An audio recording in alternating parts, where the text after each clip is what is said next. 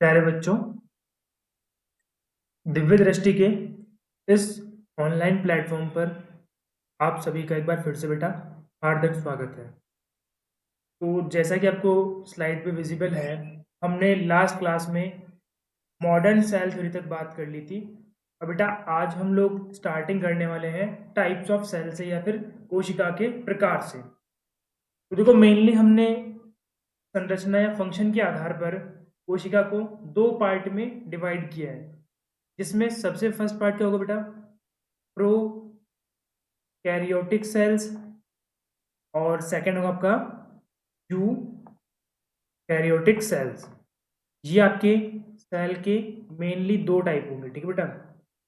तो हमें आज स्टार्टिंग कैसे करनी है? प्रोकैरियोटिक सेल से। तो first of all we will talk about the what is meaning of prokaryotic cell. तो बेसिकली इसको हम एक छोटे से एग्जांपल से समझते हैं। अब एग्जांपल क्या है?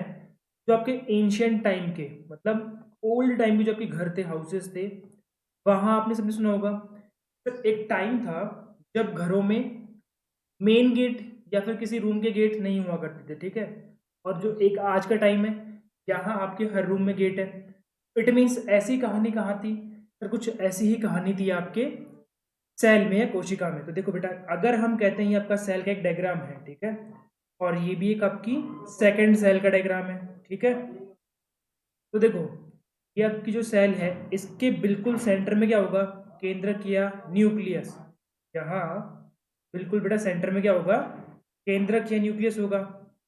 तो सबसे पहला डिफरेंस देखो, जो आपकी बेटा प्रोकैरियोटिक सेल है, उसके जो केंद्रक है, न्यूक्लियस है, उसके बाहर किसी टाइप की कोई कवरिंग नहीं होगी। मतलब ये कैसा होगा कि बेटा आपका लेस डेवलप्ड या फिर कम विकसित होगा।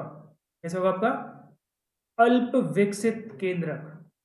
अल्प विकसित केंद्रक होगा बेटा कहाँ पे? आपके प्रोकैरियोटिक सेल में। और वहीं जो आपकी यूकैरियोटिक सेल है, यहाँ देखो, इसके बाहर क्या होगी? कवरिंग। इट मीन्स इनका न्यूक्लियस या केंद्रक कैसा होगा बेटा?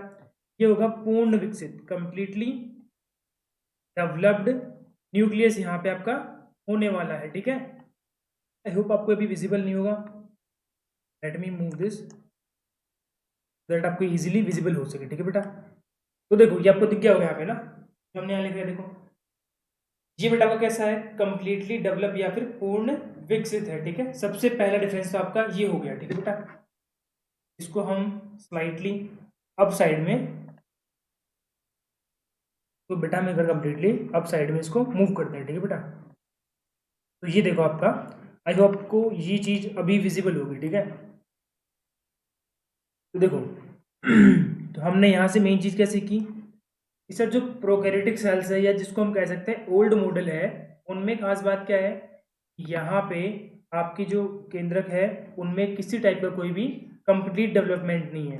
वहीं जो आपके क्या है यहाँ पे बेटा, जो आपके यहाँ पे यूकैरियोट से वहां पे क्या है? कंप्लीटली डेवलपमेंट है। ये इनका हो गया सबसे पहला और मेजर डिफरेंस। दूसरी बात, आपकी जो भी कोशिका होगी, उनमें क्या प्रेजेंट होंगे? सेल ऑर्गेनेल्स या फिर कोशिकांग। वहां बेटा क्या प्रेजेंट होगा? सेल ऑर्गेनेल्स या फिर कोशिकांग वहां पर उपस्थित होंगे। तो इन कोशिकांगों में पहली बात क्या होगी? जो आपके प्रोकैरियोटिक सेल्स है, वहां पे इनके बाहर किसी टाइप की कोई कवरिंग या झिल्ली उपस्थित नहीं होगी। वहीं जो कौन सी सेल्स होगी? आपकी यूकैरियोटिक सेल्स होगी। इसमें बेटा आपकी जो कोशिकांग है, इनके बाहर क्या होगी? झिल्ली या फिर कवरिंग यहाँ पे प्रेजेंट होगी। एंड यहाँ पे बेटा इनके अंदर झिल्ली या कवरिंग क्या होगी? एब्सेंट होगी। तो ये इनका एक बिल्कुल बेसिक सा इनमें जो था डिफरेंस हमने देख लिया, ठीक है। तो हम लोग जो आपकी प्रोकैरियोटिक सेल्स है, उनकी देखो हम एक बनाते हैं लिस्ट की, इसकी क्या क्या प्रॉपर्टीज है। तो देखो हमने पहले क्या लिखा? Prokaryotic cells feature. इन सेल्स में क्या क्या आपके फीचर्स होने वाले हैं बेटा? सबसे पहले क्या होगा? झिल्ली रहित कोशिकांग। झिल्ली रहित कोशिकांग यहाँ होंगे। It means membrane less organelles. सबसे यहाँ क्या होगा? आपका पहला फीचर होगा, ठीक है। दूसरा बेटा को क्या होगा? केंद्रक अल्प विकसित, या हम कह सकते हैं यहाँ पे क्या होगा? न्यूक्लियोइड होगा। इसको क्या बोलते हैं? न्यूक्लियोइड या केंद्रकाभ।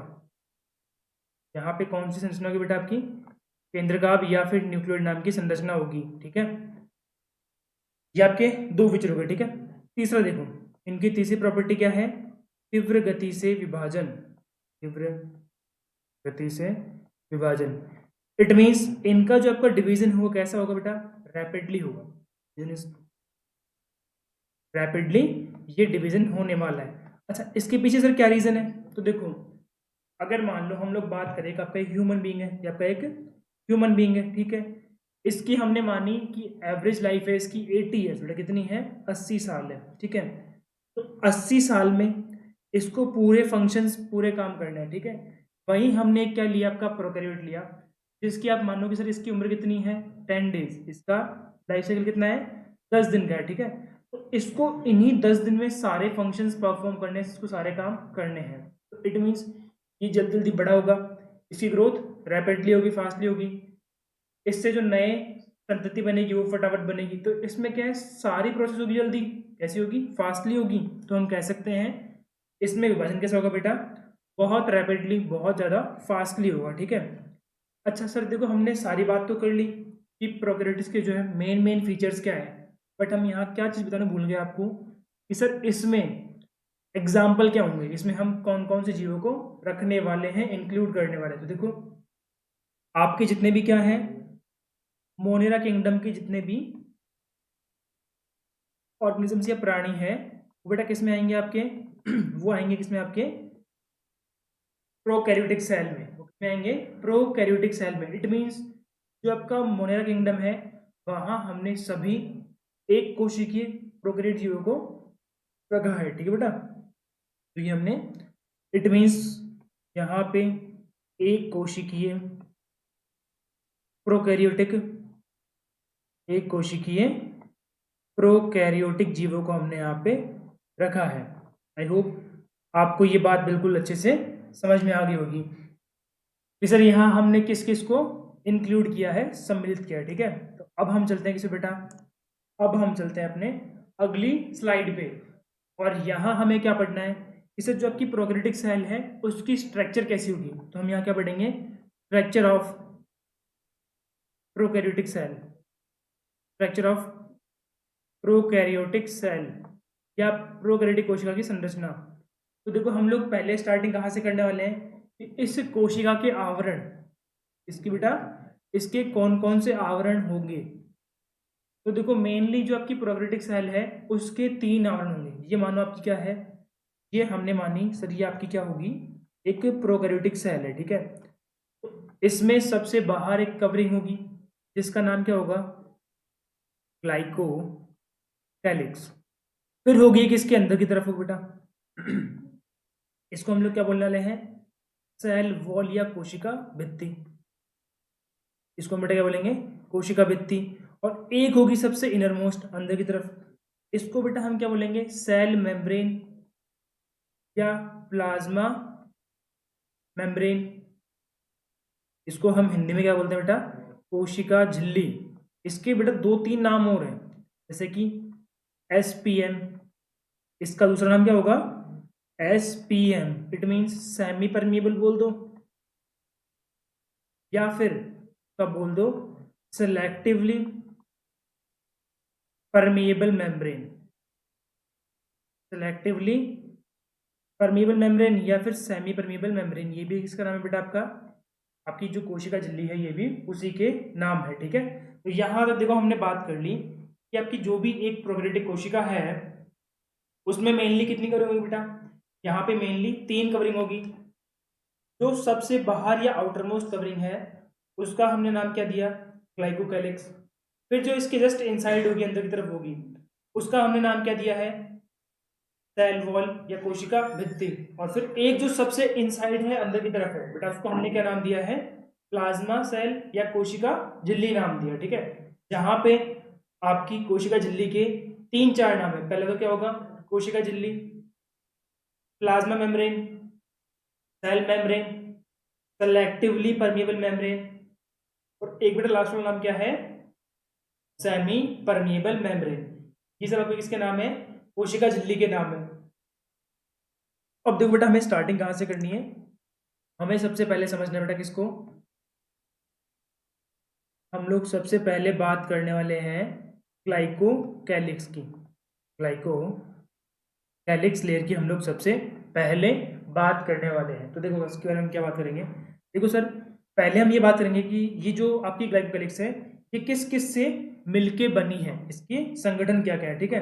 तो देखो बेटा, हम लिखे हैं let me use the new slide for this glycocalyx, ठीक है बेटा। तो यहाँ हम सबसे पहले क्या पढ़ने वाले हैं, ग्लाइकोकैलिक्स लेयर, ठीक है बेटा। तो देखो यहाँ सबसे पहले ये किससे मिलके बनी है वो हम बात करेंगे, ठीक है। तो बेटा ये मिलके बनी है बहु शर्करा, और बहु शर्करा एवं साथ में क्या होगा इसमें बेटा, म्यूको पॉलीसेकेराइड, म्यूको पॉलीसेकेराइड, ये इन सब से मिलके निर्मित है। इसका फॉर्मेशन किससे होगा, इन चीजों से बनी होती है, ठीक है। तो पहली चीज क्या है आपकी बहु शर्करा, और दूसरा क्या है म्यूको पॉलीसेकेराइड, इन सब से मिलके आपकी एक प्रारूपिक ग्लाइकोकैलिक्स लेयर बनी होती है। दूसरी बात, ये सभी प्रोकैरियोट्स में हो, ये ऐसा कंपल्सरी या अनिवार्य नहीं है, मतलब ये कुछ कुछ में ही होती है, सभी में नहीं होगी, अनिवार्य नहीं होती है। अर्थात कुछ कुछ प्रोकैरियोटिक जीवों में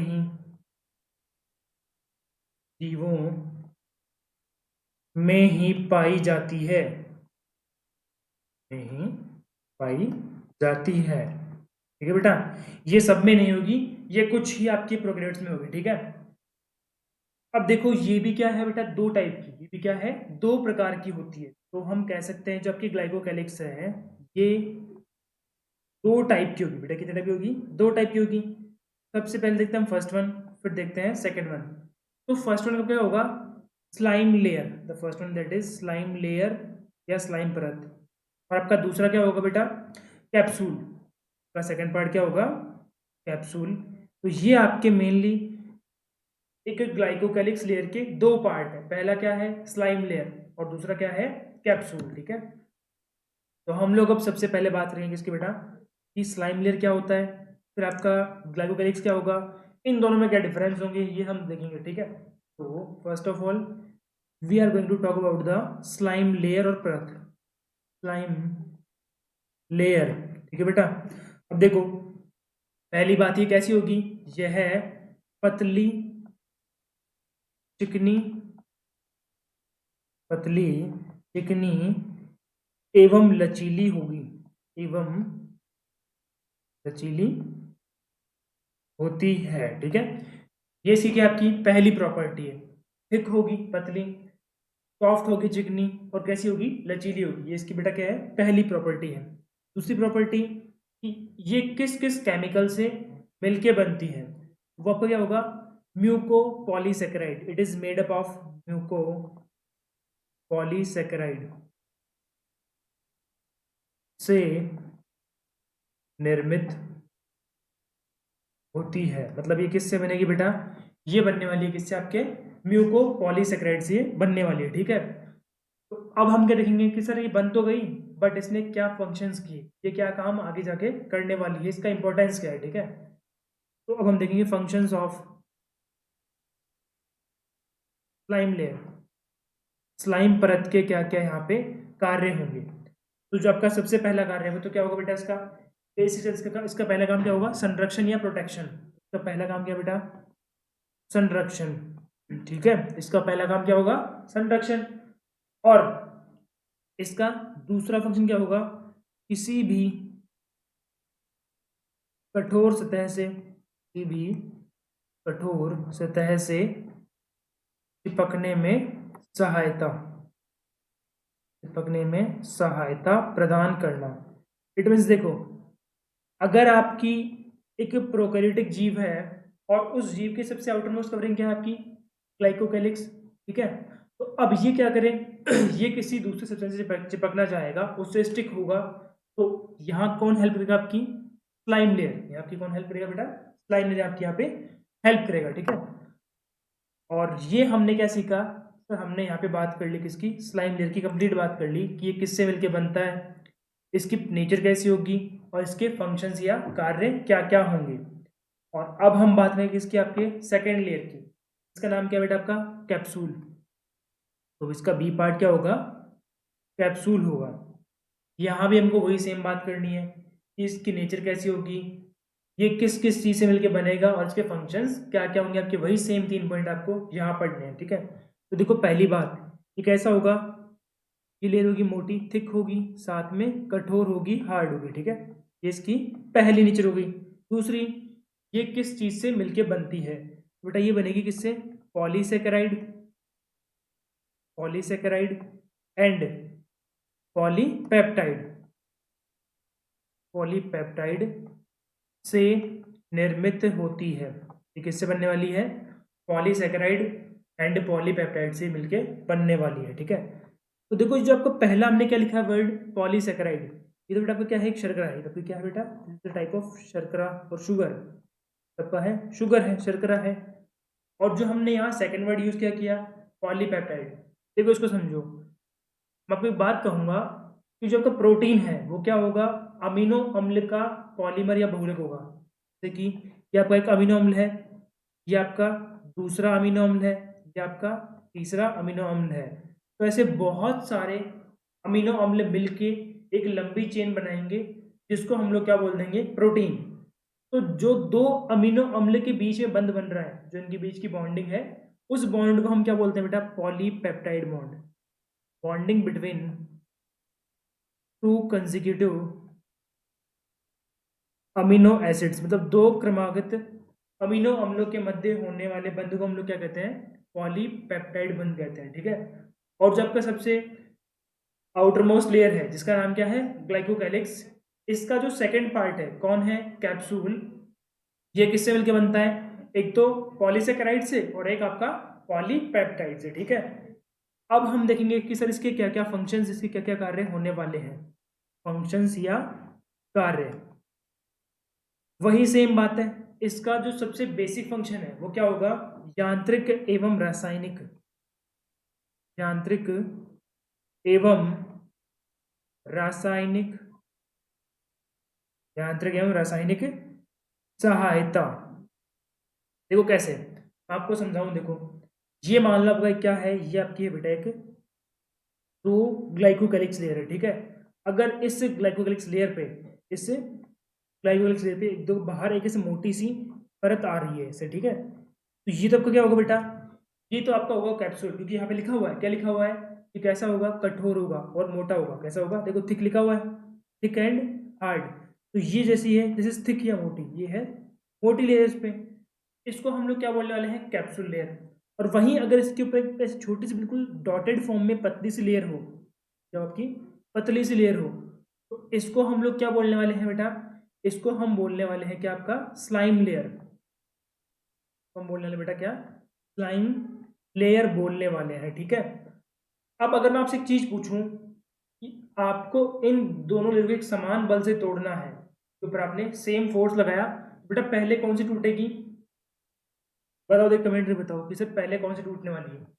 देखो बेटा आपके अंदर कॉमन सेंस है, तो क्या बोलोगे सर, कि जो लेयर पतली है और वो कौन सी है, स्लाइम लेयर, वो पहले ब्रेक होगी और उसके बाद में कौन ब्रेक होगी, जो थिक है जिसका नाम क्या है, कैप्सूल। तो आई होप ये आपको जो आपका पहला पार्ट है ग्लाइकोकैलिक्स वो बिल्कुल अच्छे से समझ में आया होगा। ठीक है, और अब हम लोग अगली क्लास में किसके करेंगे, आपके सेल वॉल और सेल मेम्ब्रेन की हम नेक्स्ट क्लास में बात करेंगे। ठीक है बेटा, तो thank you very much, have a nice day.